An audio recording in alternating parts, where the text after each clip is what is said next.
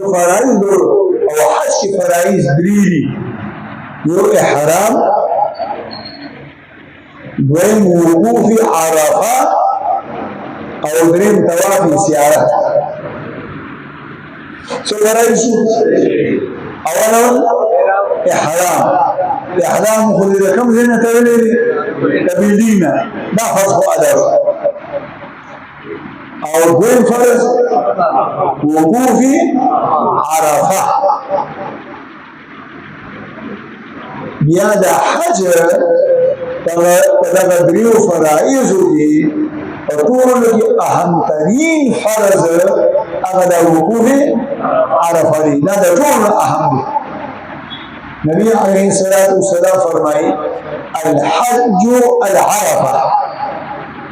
الحج العرفه دا حج نشور کچھ او خلاصه انا سنی وقوف عرفه دی دا وقوف عرفه وقت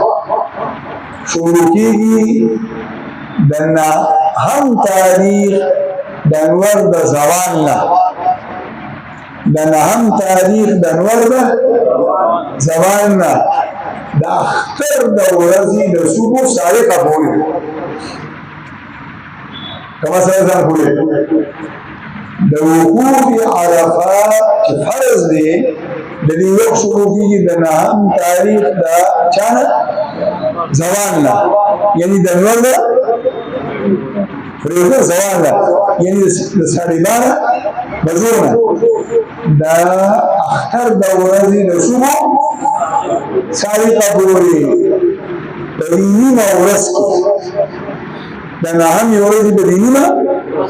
ورځ او د اختر په شپه کې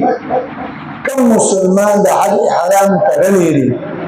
او د پینځو مینټو لپاره د عرفات دی حتی نه وټولو بل د حج